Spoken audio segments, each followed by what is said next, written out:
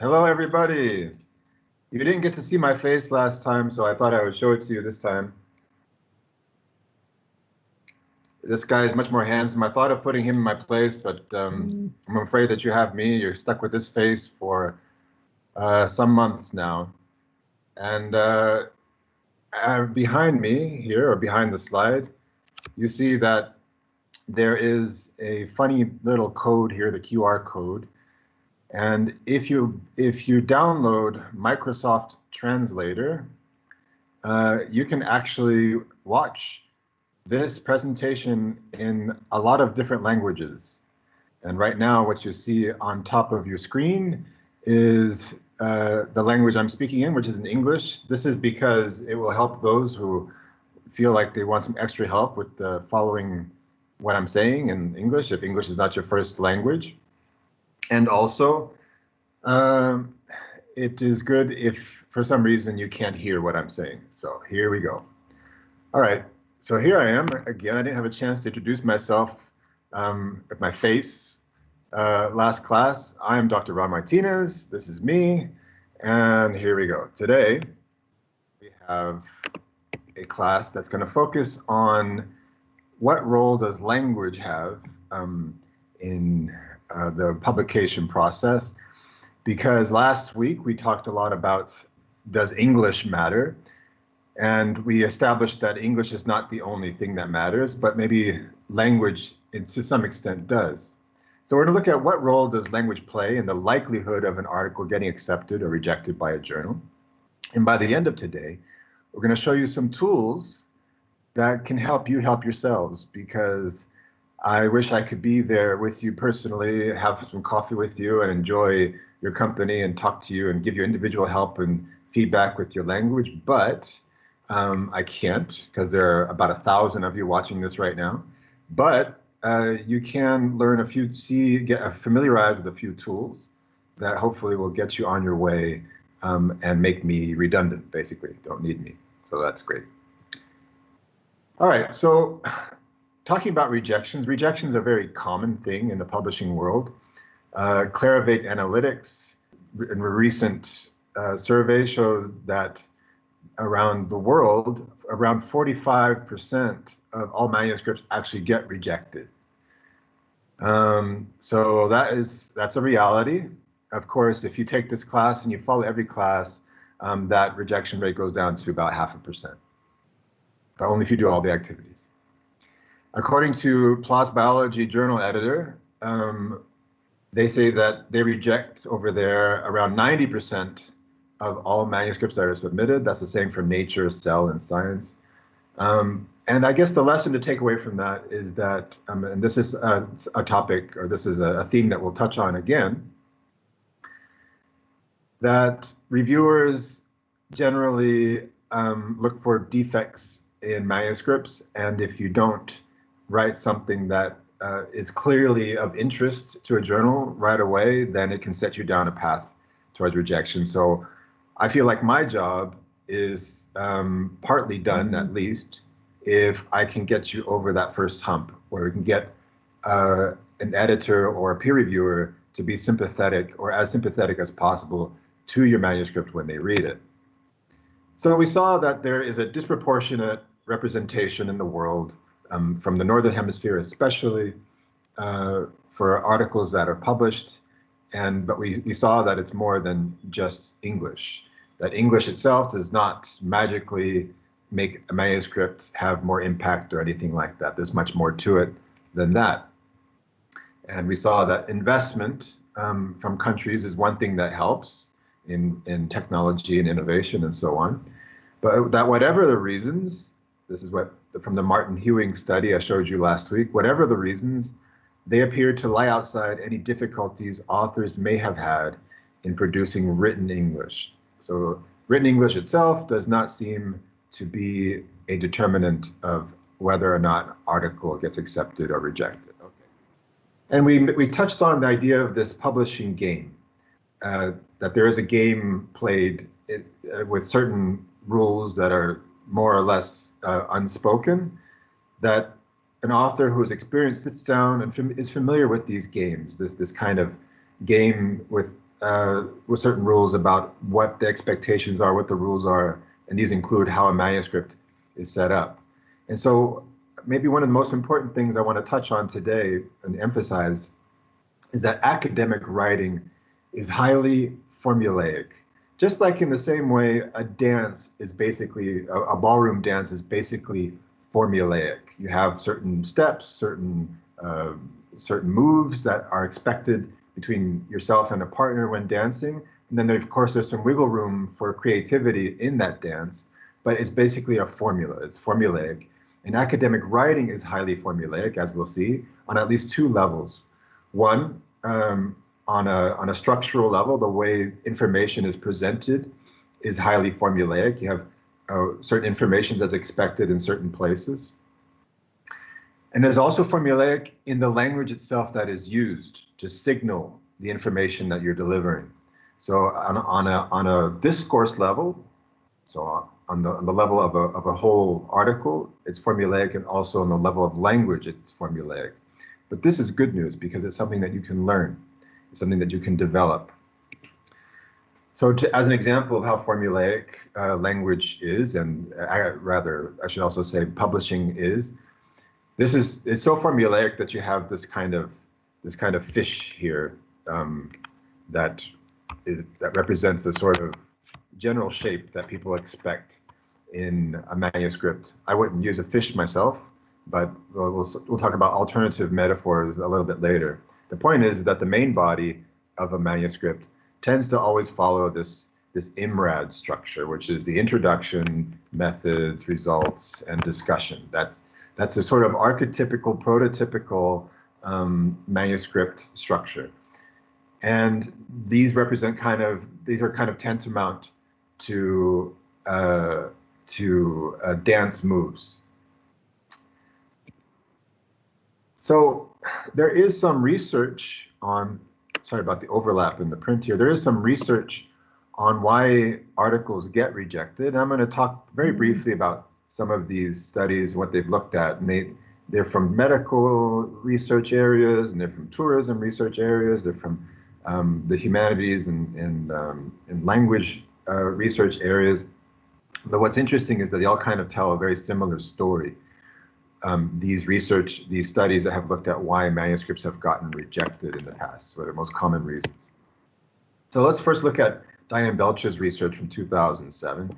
Diane Belcher wanted to look at when a non-native speaker from what she called a peripheral country, so a country that is not a center main research producing country, so a country that is usually on the lower scale of economic development, when an author from one of those peripheral countries submits something, do the rejections that they receive, are they different from rejections received from people from non-peripheral or center countries? And so what she found was that indeed, that when non-native speakers had an article that was rejected, and here you see negative commentary, or just negative commentary in general, often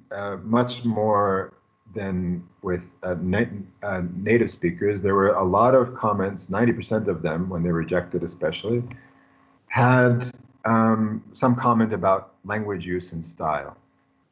But as you also see here, you have other elements that are also arguably as important, such as the method and the design problems, and also problems with what she calls the purpose or problem statement, research questions at 62%. So there's more than language that's happening, more than language issues. And what she says is that in only 2 reviews out of the 29 that were analyzed, about 7%, were there no language use or style comments at all. It should be noted, though, that in no case was usage style alone mentioned as a reason for rejecting a paper. So kind of consistent with Martin Hewing's research and other research that I've talked about here, editors don't seem to report that language causes a rejection, And also, if you look at the comments from reviewers, peer reviewers, there doesn't seem to be a direct link between language and rejection. Okay. What she does say, though, is that there are other things, such as she highlights authorial persistence, that is, willingness to continue revising and resubmitting when faced with extensive critical commentary from reviewers. So, as you know, or as many of you know, I'm a director of a writing center, and I look at a lot of authors' manuscripts from a wide array of disciplines. And what I see, especially in the case of non-native speakers, is that they really don't know how to reply or respond to reviewers. This is kind of like a part of the game. So alluding to the game, that chess game I mentioned a little bit earlier, this is kind of part of the game, knowing that you are likely as an author to receive some kind of critique, some kind of critical commentary about your manuscript.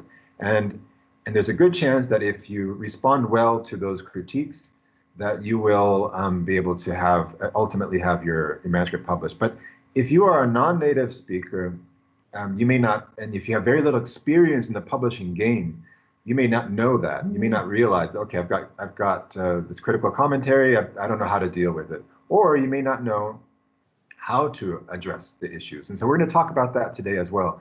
Is that how do you address? What do you focus on when you receive a critique from a journal? Okay. Going on now to the Sullivan research, the top 10 reasons a manuscript is rejected in the Journal of Professional Nursing. So what Sullivan found was this, is that the number one reason the manuscript are rejected is because it was sent to the wrong journal. Those of you who are journal editors watching this now, I'm sure you are nodding your heads that this is one common reason why you reject manuscripts right away, not even sent out to review, because you look at it and you say, I don't know why they even sent this to this journal. I have my own feelings about why that happens here in Brazil a lot. And part of it, in my view, is that a lot of researchers, especially less experienced researchers, but not only, will choose a journal based on its ranking in a national ranking system. In Brazil, it's the Qualis. And so they look at not so much impact factor necessarily, but okay, is it A1, A2, B2, B1, etc. And they want to get the highest, the best journal in terms of its ranking in that particular system, not necessarily that it's because it's the best fit. So this is a notion that I'm going to problematize again in this course. Then you have number 2 in Sullivan, this here, content does not provide new information. As you'll see again today, this is a theme that comes up again and again. And there's a question about whether or not a manuscript indeed does provide new information, or if the author has not made that new information clear. And then you have a lot of other issues here. Important contributions are missing. And then at the very bottom, you have poor writing. So poor writing does come into it. And we'll talk about what that poor writing means in a second, but that's not one of the top reasons. Okay. So at the top here of the slide, you'll see that there is a statement from the journal saying there's a lack of clear and compelling rationale. Sorry about the overlap in the captions here. A lack of a clear and compelling rationale. And also concern about the novelty of the work. So the journal has a lot of different concerns, a lot of other suggestions and critiques that it makes towards this particular manuscript. This is from a real review for this particular journal. But these 2 comments are ones that are really common about, okay, we don't know what's new about this work. I don't see what's new here. I don't see what the rationale is. These 2 things, these 2 important things about what's the rationale, what's the novelty, is going to be a focus for today and especially next week, about how you can structure your research from the very beginning to make those two things very clear. And this is consistent with Martin Hewing's findings that of the 228 manuscript rejections that Martin Hewing's analyzed, that for the non-native speakers, 24% stated that the papers offered nothing new or of interest to the readership, and a further 3 said that the papers reported was outside the field of ESP. So this nothing new is a very important point. Again, it may be that the paper really did offer nothing new, or it could be that the author didn't know how to play that game, how to make it clear, how to signal what was new in a clear way in their article. I asked you about rejections. I asked you to ask your advisors about if they had ever had a rejection. And pretty much anyone who's ever tried to publish has had at least one experience of a rejection. If you haven't, then congratulations. And I think there are lessons in what the answers there. And what was interesting is to see, and if you go into the Moodle, you can see the answers everybody gives, how there are 2 themes that really stand out. So the first theme that you see again and again in the answers in the Moodle was that it wasn't due to English, but there were problems in the lack of contributions in the reviewer's view, for example. The paper didn't have sufficient new conclusions. Most of his conclusions had been published before in another paper. Or the main reasons were a lack of novelty, overwork because the article did not match the scope of the journal. Okay, we'll get back to that. We mentioned that also. So this lack of novelty, no clear contribution, the lack of novelty, no new conclusions. This is a theme that I saw again and again in the comments that people made in that forum. And so also that in the Martin Hewing's research, another significant portion of the people that were rejected, the non-native speakers, was because their papers were outside the field of the journal, in this case ESP, so outside the scope of the journal, and that was also a theme that came up. Yes, it happened because the article didn't fit the scope of the magazine or the journal. I had a publication rejected due to being outside the scope of the journal. Yes, me and my advisor had a paper rejected. The journal said that the paper didn't fit with the journal scope. And this, again, you can go there, you can see this theme again and again. All right. So let's move on to Pearson's research on the top 10 reasons why manuscripts were not accepted in the journal Respiratory Care. And Pearson points out that the number 10 reason here is picking the wrong journal. Interestingly, the number 1 reason is failure to write and submit a full manuscript after presenting the abstract. Number 2, failure to revise and resubmit following peer review. So this is consistent with the Diane Belcher research, showing that a lack of authorial persistence, authors not knowing how to deal with journal reviewers' critiques. But if you look, there are a number of other issues here as well. Poor study design, inadequate description of the method, suboptimal reporting of the results, getting carried away in the discussion, and yes, number 7, poor writing. Okay, so let's look at those comments a little bit more deeply, or talk about it for a second, because what he says is that some of the reasons are actually for rejection are easily avoidable or readily overcome. Included in this category is submission of manuscripts that do not correspond to the kinds of articles the journal publishes. So again, outside the scope of the journal, either in subject matter or in format. Poor writing, on the other hand, impedes peer review and is unlikely to prejudice editors in an author's favor, although it is seldom the primary reason for rejection. So yes, if the research is not really within the journal, or if there's a problem with the research, then it's going to get rejected, whether or not the writing is good. If it's kind of on the fence, as we kind of maybe mentioned last week, where it's not that great, it's not really within the scope of the journal, the research is not fantastic, I don't really see what the novelty is, and on top of that, the writing is not great, well then that really could tilt things over the edge towards rejection. But yes, poor writing is there. So indeed, a few people did mention that English was one of the reasons. So this person here said, I already had a paper rejected to journal scope, corrections that must be done, and English writing issues.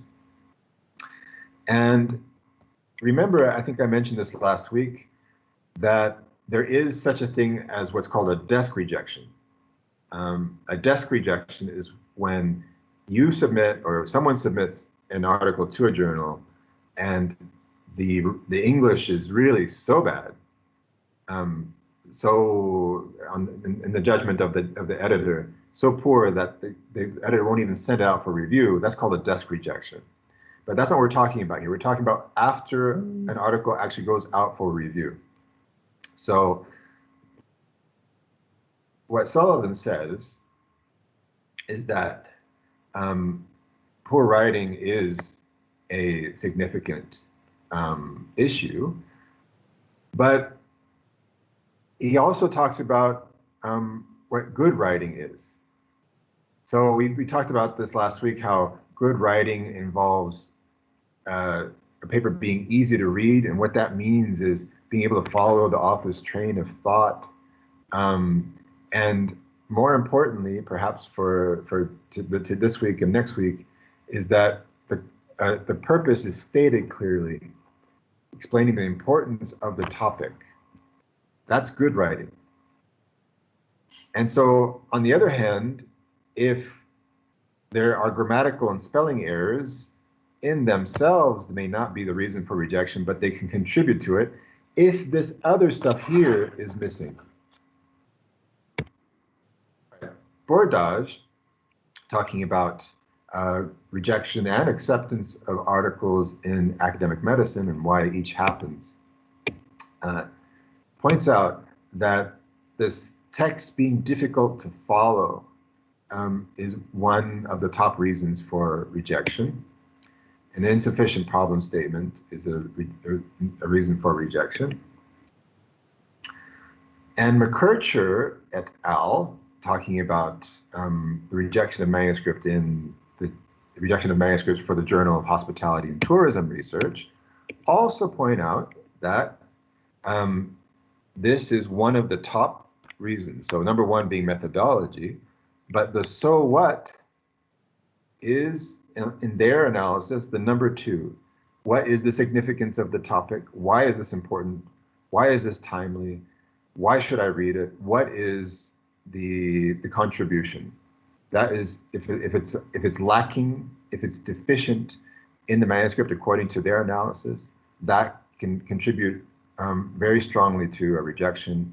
Writing style is as well. We'll get to that in a second.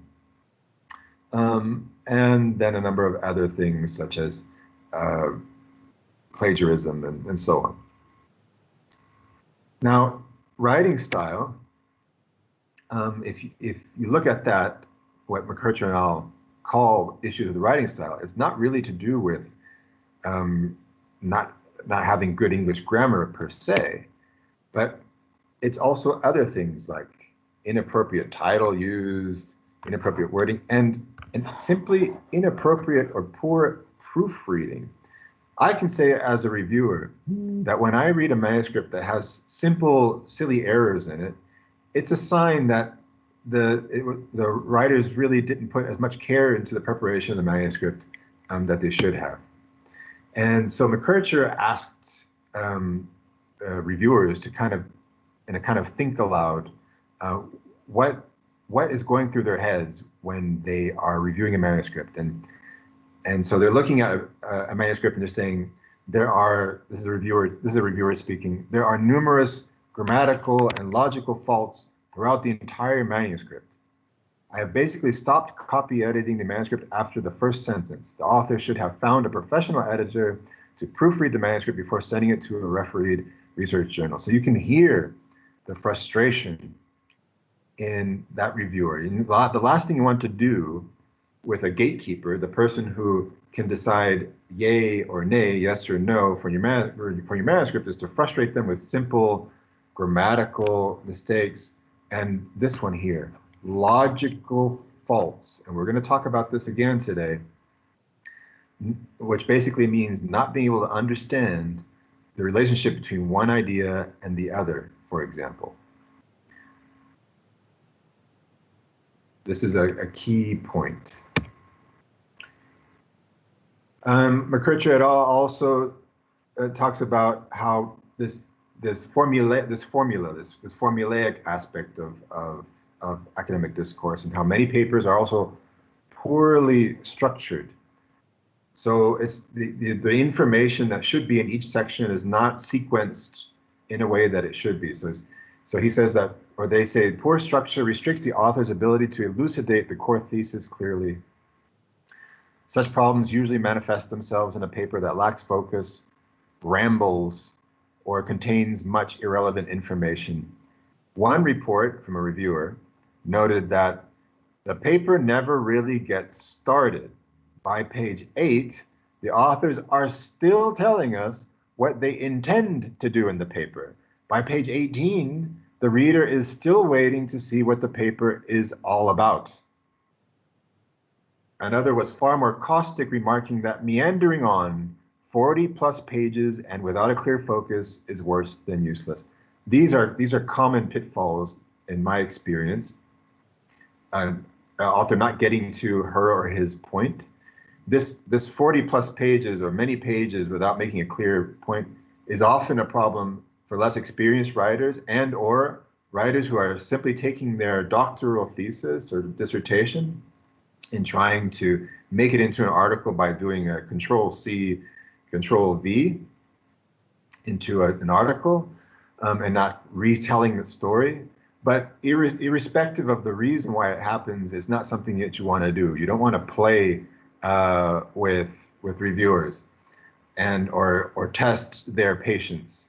I've been in this position before, wondering what the point is of a paper. You definitely don't want that to happen with a reviewer, for her or him to be wondering, okay, so what is the point? You want to get to that point as quickly as possible. You want to make it as clearly as possible.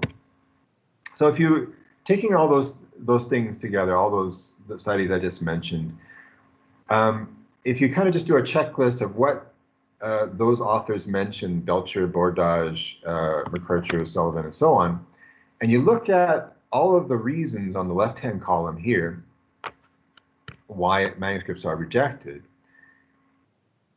you can see that many of them, Bordage, Sullivan, and McKercher, all say that the wrong journal is a common reason, except for Diane Belcher. In other words, if I put an X here, it means that that researcher did not indicate that particular criterion as a problem. So if you look down this column here, you can see that there are some criteria for which there is a kind of general consensus from the studies I mentioned. So Belcher, Bordage, Sullivan, and McKercher all mention faulty method as an issue.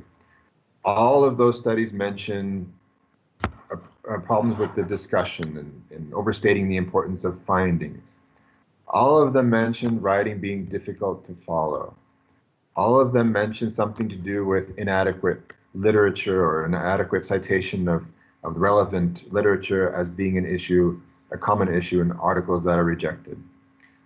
A lot of them mention things to do with nothing clearly new, nothing, and also not what the contribution is. None of them, on the other hand, cite English as something that is a determinant of a manuscript being rejected. And so in answering one of the questions that I pose for this class, which is, can language cause success or failure? Well, certainly English language itself on its own is not enough to cause a rejection of a manuscript, but there are things that you can do with your language, with your rhetoric, with your discourse that can increase the success. And so we're going to talk about that more now. What you see before you here is a typical kind of checklist that journals often give to reviewers to help them decide if a manuscript should be rejected or accepted. This one here is from TESOL Quarterly, and basically the more yeses, the better. The more yeses, the better for justifying publication. You don't want a lot of no's. The number one question there: does the manuscript contain new and significant information to justify publication? That's the number one thing. At the bottom, there is something about language. Is language acceptable? But there's a bunch of other things there that are at least as important. And unfortunately, these other things, these non-language things, are elements that are not talked about enough between, for example, advisors, orientadores, and their students about how to structure the discourse to make those things clear. A lot of researchers believe that if you have good language, if the language is acceptable, no grammar mistakes, for example, that's enough, and that's really not the case. So I'd like to look at one of these things right now, one of the points raised here about writing being difficult to follow. Okay. So look at these two sentences. Now, most of you watching this broadcast right now are in Paraná, so you're familiar with Curitiba. These two sentences might make sense to you. I live in Curitiba. I have many umbrellas. Those of you who are not from here might be thinking, huh? You don't see the connection between these two, perhaps. It's as if I said, I am from San Francisco. I have lots of flashlights. That makes sense to me because I've been through many earthquakes, and I know that you should have flashlights ready because the electricity gets cut off in an earthquake to avoid sparks and gas explosions and gas fires. But the connection isn't clear unless you share that background knowledge. And here you have a logical fault. This is a logical fault between I live in Curitiba and I have many umbrellas. It's not a logical fault if you're from Curitiba, perhaps, because you understand that it rains a lot in Curitiba, and therefore, making the logical point, therefore, you need to have lots of umbrellas. Then it makes sense, the connection between, but that information about the rain is not there. It's there, if you're familiar with Curitiba, it's not there in the text. This is the logical fault, an example of the kind of logical fault that frustrates a lot of reviewers when they don't see how one thing is associated with the other very clearly. And one of the reasons these kinds of logical faults happen is, especially with less experienced researchers, and that includes many people watching this broadcast now because you're a master's degree student or a doctoral student, is that you who are developing your dissertation, you who are developing your thesis, are spending a couple of years, 2, 3, 4, who knows, 5 years or more in some cases, focused on your research, where that's all you read about, that's all you talk about, that's all you think about, that's all you eat, sleep, breathe, drink your subject area. And so a lot of the information that is just implicit to you, that is just sort of par for the course for you, is not really for someone who's not familiar with your research. I mean, that's the case if I'm talking about my research to somebody who's outside my area, but as you know, your doctoral research and your master's research is so specific, usually such a kind of very specific topic, that even people who are from the same discipline as you will need some extra explanation. And so that's why these logical faults can occur. And we're going to talk about in this course about some ways you can help avoid that. You can say that, again, I apologize for the overlap of the captioning here. You can say that, in general, going back to the original question I posed for this class, can language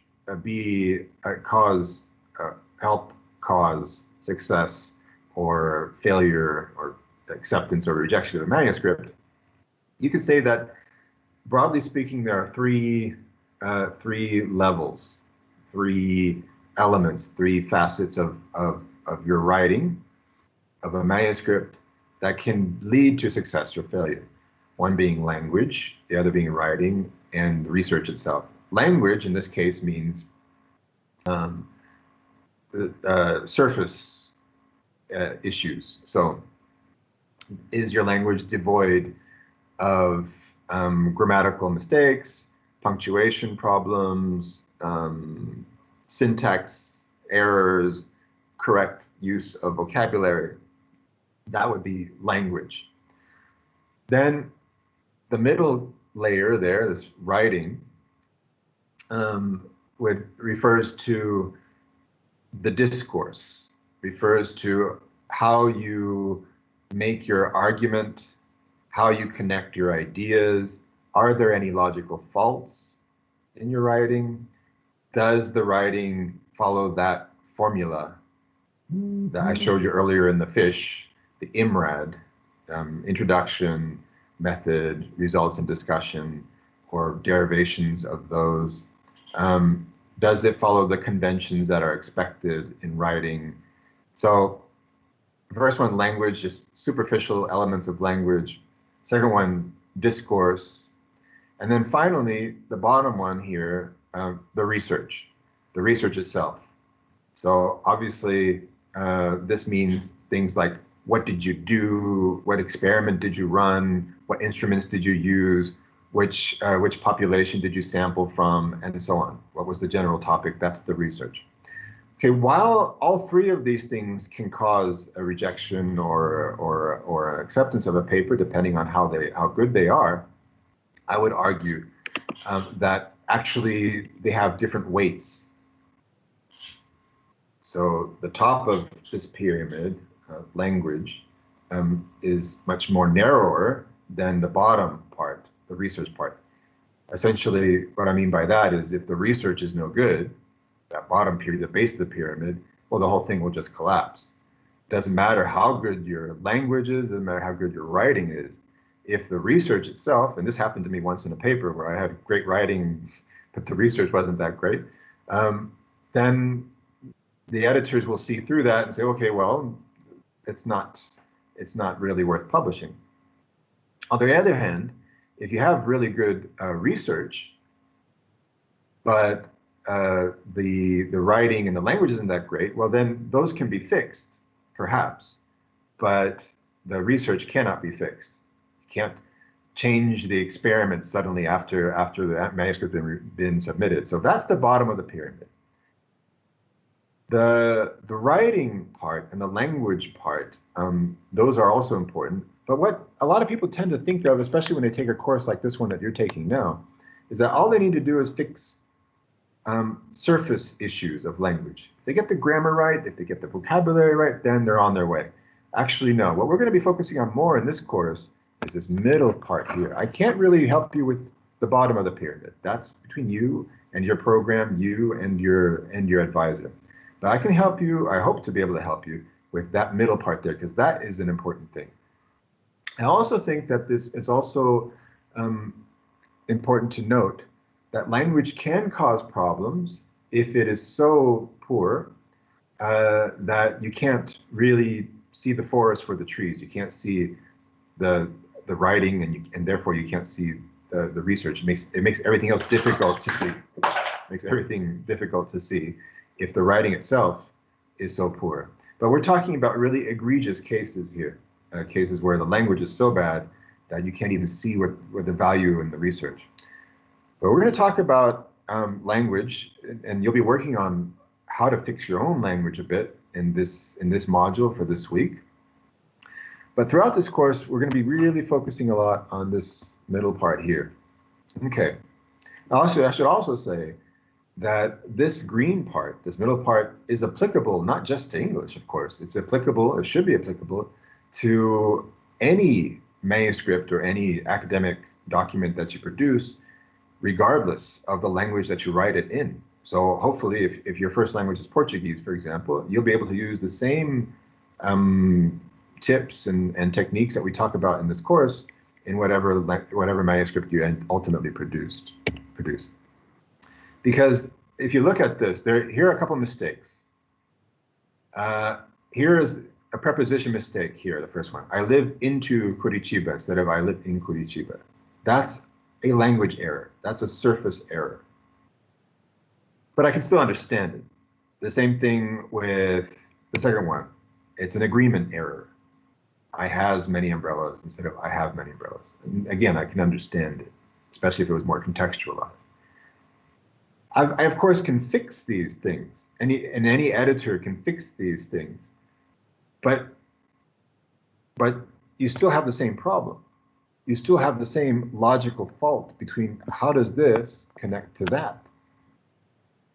So you can fix the language, the language part, but you haven't fixed the writing. And so the problem is still there. You can make the English perfect. I live in Curitiba. I have many umbrellas, but you haven't fixed the writing. It's like, yeah, you made perfect English, but your manuscript is still this troll here. And so English itself, again, does not mean that you're going to be accepted or that your paper is going to make any better. There are much deeper issues that need to be in place as well. So language can interfere with the rest of the pyramid, but we need to focus on getting this right especially.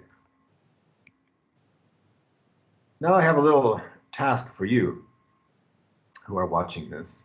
This is a real manuscript abstract.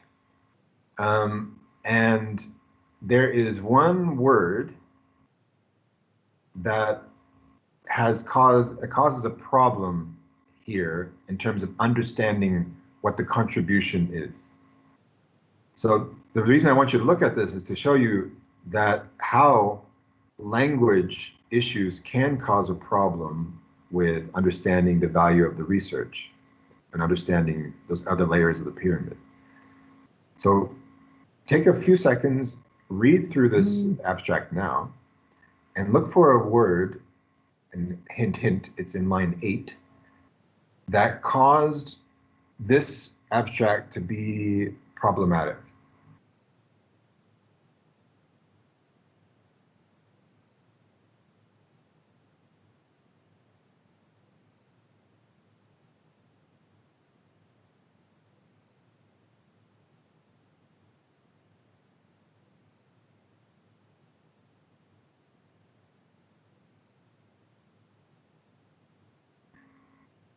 All right, so let me read through this manuscript, or rather this abstract with you. So the title is Vibration Models for Beam Reinforced Plates. We're going to talk about how titles are important, and this title, I believe, could be improved. But let's go on to the text itself. Beam reinforced plates are typical components of offshore structures used in oil prospecting and production. A typical problem with this type of structure is the vibration generated by machines and transmitted through the low damped structure. This vibration can propagate to the accommodation area and generate noise, which can be a source of stress for the crew. This work leads to the development of deterministic models and solutions to be used for vibration level estimation in beam reinforced plates. Okay, I can stop there. The problematic word is this one here, work. And here you see the overlap between language and writing, because this person's first language is Portuguese, and in Portuguese, the word trabalho can refer to one specific study. However, in English, one specific study is called a study, usually, or a survey or something, not work. In some contexts, you can write the word work and people will understand it in context. If you speak a language that doesn't use a synonym for work, or a word like work to refer to a specific study. In this case, however, because of a combination of this word here, this word this, with work, it almost seems as if this phrase here is referring to something that was said before. It is called, those of you who are linguists, it looks like an anaphoric reference, something that was referring to what was talked about before. It's confusing unless you take the extra effort to try to understand it, which many reviewers don't have the time to do. In addition to that, they chose this word leads to. And my first understanding of leads to is something like causes, like smoking can lead to health issues. And so there are better formula that can work here. So instead of saying this work leads to, perhaps the author could have written, this study contributes to the development of deterministic models, or something similar to that, which would better follow the formula used for talking about the kind of proposal that they're making in this research. But because of that word work and leads to in combination, this kind of threw everything off. So what we're going to do, what you're going to do for this module this week, is you're going to look at how do people in your particular discipline, how do they signal what's new, what's novel, what words do they use? Because one of the things that you're going to learn to do in this course is be a language detective. And you're going to use different models, the models that you choose from your specific discipline, to help you determine or help you learn how to formulate your discourse. So indeed, in this particular case, unfortunately, with this particular manuscript, the reviewers commented that they didn't see the novelty. I believe there is novelty in what they were talking about, but it wasn't made clear enough for the reviewers. And actually, as we'll see in a couple of weeks, I would say that it even starts with the title itself. So those two language issues obscured, occluded the other areas, the other layers of the pyramid. So when you receive, and you will receive, a comment from reviewers, usually you have at least two peer reviewers, two blind peer reviewers, from a journal. After you submit your journal article and you receive comments back, be careful not to ignore these points here. So this is an example of a real critique offered by a reviewer to the author, saying that the paper needs to have improvement. So it's not a rejection, that's good news. Number one, the major contribution and novelty are not clear enough. Then some points about more characterization of the materials and testing. And then number three, more critical discussion. We're going to talk about the discussion section in this course as well. But that number one, the major contribution and novelty, is really important. And so is the other point here. Now, there were two reviewers in this particular manuscript that I'm showing you here, and reviewer 2 said this. This is a material science paper, and there are 4 points raised. And the number one point raised, and again, I don't know if this is particularly because they want it in this order, but they say that the paper needs to be thoroughly revised by a native English writer. We talked about last week about how you do see this comment about native writers or native speaker to look at your paper, which, I mean, it's a silly notion. It really is. Again, I mentioned Donald Trump is a native speaker. I would not trust my manuscript to be looked at by him. And there are a number of grammar errors. When you receive a comment like this, be aware that if you're writing a paper, like in this case, to a material science journal, talking about alloys, those people are not language people. So if they don't understand what you're saying, they might chalk it up to grammar. In fact, it might be something different. It might not be a language issue, but maybe a writing issue, or maybe a conflation of the two. And then you see a common issue raised about in the figures used in manuscript using using a comma instead of the period, which is common mistake, but it's not a big deal. And then the concept of this alloy, number 3, and then descriptions.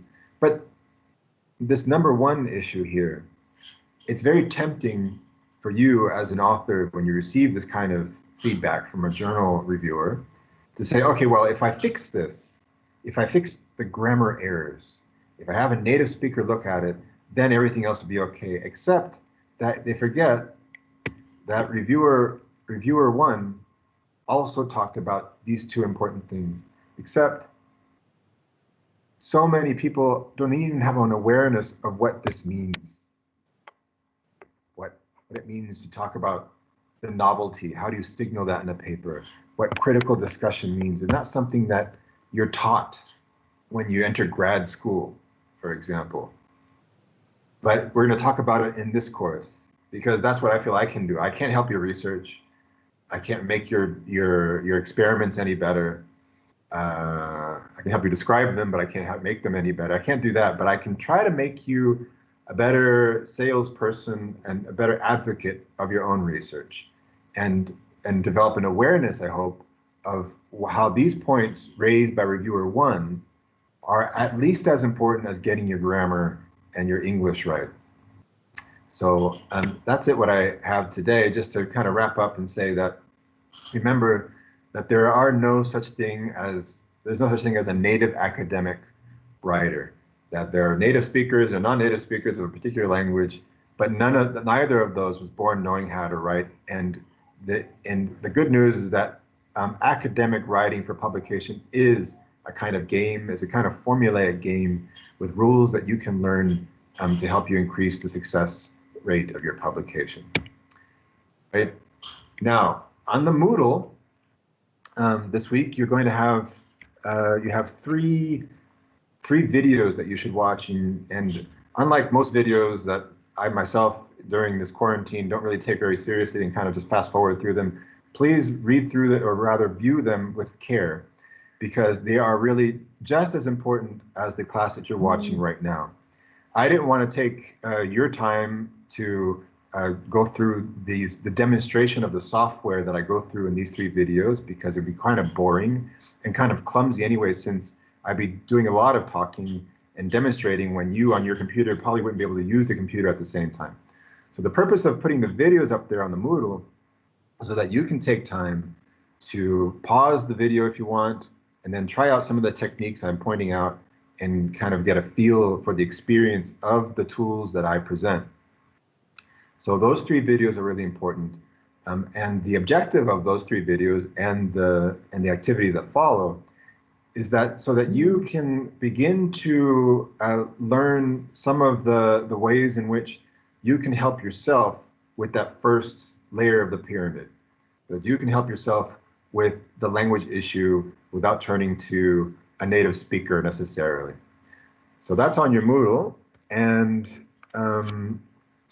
the homework therefore is for you to, first of all, if you haven't completed the tasks from last week, please do them. A lot of love and care has gone into those tasks, and they're important. They count for your grade. There are 3 types of assignments basically for this course. There are what I call extension assignments, and there are peer assignments, and those account for grades, and those are signaled in the Moodle as counting for grades. And then there are kind of forum assignments where you should just give your opinion. In an example of that was the ask your supervisor or ask your advisor for if they've ever had a rejection before. I'm not going to force you to give an answer there, because maybe you don't feel comfortable talking to your supervisor about that, or maybe your advisor doesn't even have that experience. Whatever the case may be, I can't oblige you to do that, but I provide the opportunity. if you can, please take advantage of those opportunities. And at the end of the course, we do look at those to see, okay, how much has this person participated throughout the semester or this term. So yeah, please do watch all the videos and do all the tasks that are there. And one of those things is kind of a task for next week, which is the subtext video. It's an important kind of concept awareness exercise for you to do, kind of laying the groundwork for important points that we'll be making in next week's class. All right, so that's it for this week. I hope that you have found it useful. I'm glad I've been able to show you my face finally for those who have not met me in person. I hope that one day, after all this is over and there's no more quarantine, that we can actually see each other face to face. But for now, good luck, enjoy. If you have any questions, we're around. All the best to you.